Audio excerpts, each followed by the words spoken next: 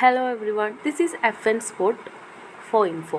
അപ്പോൾ ഈ first video upload ചെയ്യുന്നത് lab programme for complementary course, physics complementary കോഴ്സായിട്ട് വരുന്ന സബ്ജക്ട്സ് മാത്സ്, അതുപോലെ മാത്തമാറ്റിക്സ്, അതുപോലെ കെമിസ്ട്രി, ഈ വിഷയങ്ങളിലൊക്കെ കോംപ്ലിമെൻ്ററി ആയിട്ട് വരുന്ന ഫിസിക്സിൻ്റെ ലാബ് എക്സാമിനേഷനെ പറ്റിയിട്ട് ചെറിയ ഇൻട്രൊഡക്ഷൻ തരാൻ വേണ്ടിയിട്ടാണ് ഈ വീഡിയോ. അപ്പോൾ അധികം നീട്ടുന്നില്ല.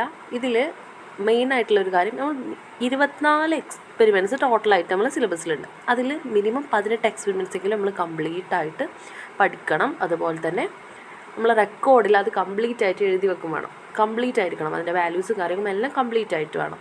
നമ്മൾ എക്സാം ഹാളിലേക്ക് നമുക്ക് അപ്പിയർ ചെയ്യണമെങ്കിൽ നമുക്ക് മിനിമം 75%, അതായത് 18 എക്സ്പെരിമെൻറ്റ്സ് കംപ്ലീറ്റ് ആയിട്ട് വേണം. ഇതിൻ്റെയൊക്കെ തിയറി നമ്മൾ പഠിച്ചിരിക്കണം കേട്ടോ. തിയറിക്ക് നല്ല മാർക്കുണ്ട്, ആ മാർക്ക് ഒരിക്കലും കളയരുത്. നമുക്ക് നല്ലോണം സ്കോർ ചെയ്യാൻ പറ്റുന്ന ഒരു അവസരമാണ് ഈ ലാബ് എക്സാമിനേഷൻ എന്ന് പറയുന്നത്. അപ്പോൾ ഒരിക്കലും അതിൻ്റെ മാർക്ക് നമ്മൾ കളയാതിരിക്കുക. കാരണം നമ്മുടെ ഗ്രേഡ് കൂടാനൊക്കെ ഒരുപാട് ഹെൽപ്പ് ചെയ്യും ഈ ലാബിൻ്റെ എക്സാം. നമ്മൾ ഫിസിക്സിൻ്റെ ഉള്ള മാർക്കാണെങ്കിൽ ഗ്രേഡാണെങ്കിൽ കൂടെ അത് ഒരുപാട് കൂടാൻ ഹെൽപ്പ് ചെയ്യുന്നതാണ് ലാബ് എക്സാം. അപ്പോൾ മാക്സിമം അതിൽ സ്കോർ ചെയ്യാൻ നോക്കുക. 18 എക്സ്പെരിമെൻറ്റ്സ് കംപ്ലീറ്റ് ചെയ്തിടുന്ന് ഉറപ്പ് വരുത്താം. അങ്ങനെയാണെങ്കിൽ മാത്രമേ നമുക്ക് ലാബ് എക്സാമിൽ കയറാൻ പറ്റുള്ളൂ. പിന്നെ അതിൽ 4 സെമ്മിൽ കൂടെ പഠിക്കുന്ന 4 സെമ്മിൽ നമ്മൾ പഠിക്കുന്നതാണ് പ്രോപ്പർട്ടീസ് ഓഫ് മാറ്റർ. ഫസ്റ്റ് സെമ്മിൽ നമ്മൾ പഠിക്കുന്ന കോംപ്ലിമെൻ്ററി കോഴ്സിൻ്റെ പേപ്പറിൻ്റെ പേരാണ് അല്ലേ, ഇലക്ട്രിസിറ്റി, മാഗ്നറ്റിസം. അതൊക്കെ നമ്മൾ ഓരോ സെമ്മിലായിട്ട് പഠിക്കുന്ന ചാപ്റ്റേഴ്സാണ്. ഓപ്റ്റിക്സ് ഒക്കെ സെക്കൻഡ് സെമ്മും, പിന്നെ അതുപോലെ ഇലക്ട്രോണിക്സ് നമ്മൾ ഫോർത്ത് സെമ്മിലൊക്കെ ആയിട്ട് പഠിക്കുന്നതാണ്. നമ്മൾ പഠിക്കുന്ന ഓരോ സെമ്മിൽ പഠിക്കുന്ന കാര്യങ്ങളെ കുറിച്ചുള്ള ഓരോ എക്സ്പെരിമെൻറ്റ്സ് തന്നെയാണ് നമുക്ക് ഓരോ ഇതിലായിട്ട് വരുന്നത്. ഇതിൽ കൊടുത്തിട്ടുള്ള ഓരോ എക്സ്പെരിമെൻറ്റ്സ് നമ്മൾ നോക്കിക്കഴിഞ്ഞാൽ നമുക്ക് മനസ്സിലാവും. Characteristics of diode and Zener diode, ഇതൊക്കെ നമ്മൾ പഠിച്ച കൺസെപ്റ്റ്സ് ആണ്. അത് വെച്ചിട്ടുള്ള എക്സ്പെരിമെൻറ്റ്സ് ആണ് നമുക്കിവിടെ പഠിക്കാനുള്ളൂ. അപ്പോൾ ഇതിൻ്റെയൊക്കെ തിയറികളും കാര്യങ്ങളൊക്കെ നമ്മൾ പക്കായിട്ട് പഠിച്ചു വെക്കണം. അതിലൊന്നും ഒരു മാർക്കും കളയാതിരിക്കുക, മാക്സിമം ശ്രദ്ധിക്കുക.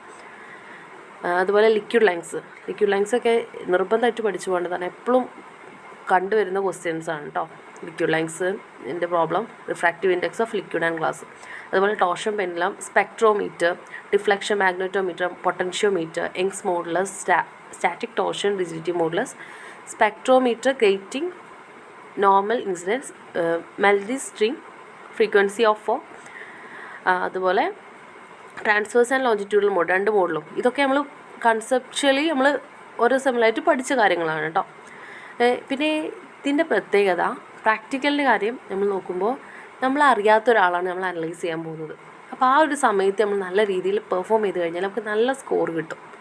നമ്മൾ ആദ്യം അനലൈസ് ചെയ്ത ഒരാൾക്ക് നമുക്ക് എത്രത്തോളം അറിയാമെന്നുള്ള കാര്യത്തെ പറ്റി അറിയും. ഇതിൽ 2 രീതിയിൽ നമുക്കിതിനെ കാണാം. ഒന്ന്, നമ്മളറിയാത്ത ഒരാളായതുകൊണ്ട് തന്നെ നമ്മൾ നല്ല രീതിയിൽ പെർഫോം ചെയ്ത് നമുക്ക് മാർക്ക് കൂടും. പിന്നെ നമുക്ക് നല്ല അറിവുണ്ടായിട്ട് കാര്യമില്ല, ആ സമയത്ത് നമ്മൾ നല്ലോണം പെർഫോം ചെയ്തില്ലെങ്കിൽ നമ്മൾ മാർക്ക് കുറയുകയും ചെയ്യും. അപ്പോൾ 2 രീതിയിൽ നമ്മളിതിനെ കാണണം. അപ്പോൾ അത്രയും നല്ല രീതിയിൽ നമ്മളെല്ലാവരും പെർഫോം ചെയ്യാൻ ശ്രമിക്കാം. പിന്നെ അതുപോലെ ഹാഫ് വേവ് റെക്ടിഫയറും full wave rectifier, field along the axis of circular coil, അങ്ങനെ 24 എക്സ്പെരിമെൻറ്റ്സ് ഇവിടെ കൊടുത്തിട്ടുണ്ട്. ഡിഫ്ലക്ഷൻ മാഗ്നറ്റോമീറ്റർ, പൊട്ടൻഷ്യോമീറ്റർ, 2 രീതിയിലുള്ള പൊട്ടൻഷ്യോമീറ്റർ ഉണ്ട്. ഒന്ന് conversion of galvanometer into voltmeter, പിന്നെ viscosity of capillary flow, logic gates, Carey Foster bridge, surface tension, capillary rise method, പിന്നെ Young's modulus of cantilever, potentiometer, moment of ഇനീഷ്യ of flywheel, tangent galvanometer, Searle's vibration magnetometer, comparison of moments, Newton string. ഇതിലെ നമ്മൾ ഏറ്റവും ആപ്റ്റായിട്ടുള്ള 18 minimum പഠിച്ചു പോകണം കേട്ടോ. ഇത് വെച്ചിട്ട് നല്ല രീതിയിൽ നമ്മൾ സ്കോർ ചെയ്യാൻ ശ്രമിക്കാം.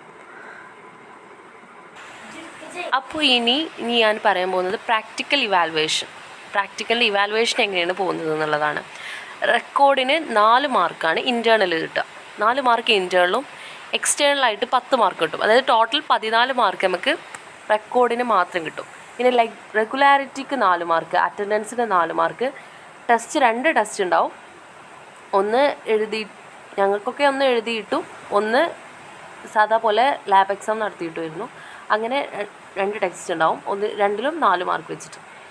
അപ്പോൾ ഇത് ഓരോ കോളേജ് അനുസരിച്ച് ചിലപ്പോൾ മാറാട്ടോ. പിന്നെ നമുക്ക് അപ്പിയർ ചെയ്യാൻ 18 എക്സ്പെരിമെൻറ്റ്സ് മതിയെങ്കിൽ കൂടെ 20 എക്സ്പെരിമെൻറ്റ്സ് ഉണ്ടെങ്കിൽ മാത്രമേ നമുക്ക് എന്ത് കിട്ടുള്ളൂ, എക്സ്റ്റേണൽ മാർക്ക് 10 കിട്ടുള്ളൂ റെക്കോർഡിൽ. അതുപോലെ എക്സാമിന് നമ്മൾ ഫോർമുല, തിയറി, പ്രിൻസിപ്പിൾ ഇതെല്ലാം എഴുതുന്നതിന് നമുക്ക് 22 മാർക്കാണ് കിട്ടുന്നത്. ഏറ്റവും കൂടുതൽ മാർക്ക് സ്കോർ ചെയ്യാൻ പറ്റുക ഫോർമുല, തിയറി, പ്രിൻസിപ്പിൾ ഇത് 3 എഴുതുന്നതിനാണ് കേട്ടോ.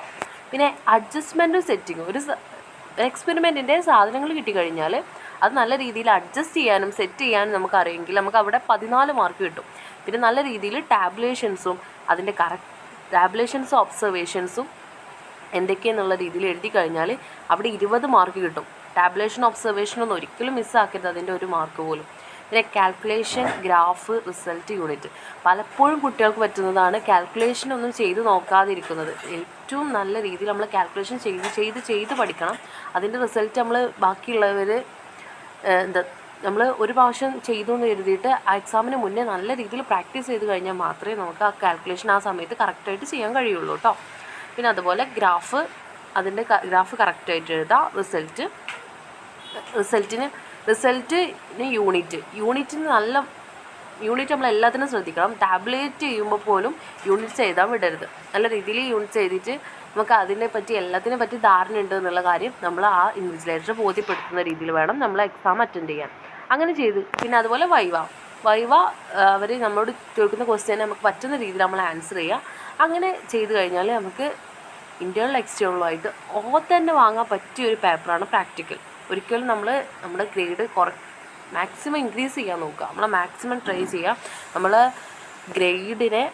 നമ്മുടെ ഓവറോൾ ഗ്രേഡിനെ ഒരുപാട് ബാധിക്കുന്ന ഒരു ഘടകം ആണ് ഈ ലാബ് എക്സാം എന്ന് പറയുന്നത്. കാരണം അതിന് ക്രെഡിറ്റ് 4 ആണ്. നമ്മൾ എഴുതുന്ന എക്സാംസ് കോഴ്സും അതുപോലെ ലാംഗ്വേജ്, അതായത് അറബി, മലയാളം, സംസ്കൃതം, ഹിന്ദി പോലത്തെ ലാംഗ്വേജുകൾ, ഇംഗ്ലീഷ് ഫസ്റ്റ് സെമ്മും സെക്കൻഡ് സെമ്മും 3 ക്രെഡിറ്റ് കൊടുക്കുന്നുള്ളൂ. തേർഡ് സെമ്മും ഫോർത്ത് സെമ്മും 4 ക്രെഡിറ്റ് കൊടുക്കുന്നുണ്ട്. 4 ക്രെഡിറ്റ് കൊടുക്കുന്നതാണ് നമ്മൾ മാക്സിമം ക്രെഡിറ്റ് കൊടുക്കുന്ന പോയിൻറ്റ്സ്. കോംപ്ലിമെൻ്ററി ഫിസിക്സിലൊക്കെ നമുക്ക് എപ്പോഴും 2 ക്രെഡിറ്റ്സേ കിട്ടാറുള്ളൂ. ലാബ് എക്സാമിന് മാത്രമാണ് 4 ക്രെഡിറ്റ് കൊടുക്കുന്നത്. അപ്പോൾ ഇതിൽ മാക്സിമം സ്കോർ ചെയ്ത് കഴിഞ്ഞാൽ നല്ല രീതിയിൽ നിങ്ങളെ മാർക്ക് ഇമ്പ്രൂവ് ആവും. അപ്പോൾ എല്ലാവരും നല്ല രീതിയിൽ ഇത് അറ്റൻഡ് ചെയ്യുക കേട്ടോ. എല്ലാവർക്കും എൻ്റെ വക ഓൾ ദ ബെസ്റ്റ്. എല്ലാവരും സപ്പോർട്ട് ചെയ്യുക, ചാനൽ സബ്സ്ക്രൈബ് ചെയ്യുക. ഇനി പുതിയതായിട്ട് എന്തെങ്കിലും കാര്യങ്ങൾ അറിയിക്കാനുണ്ടെങ്കിൽ ഞാൻ ഈ ചാനൽ വഴി അറിയിക്കുന്നതാണ്. നോട്ടിഫിക്കേഷനൊക്കെ ഓൺ ചെയ്യുക. Thank you.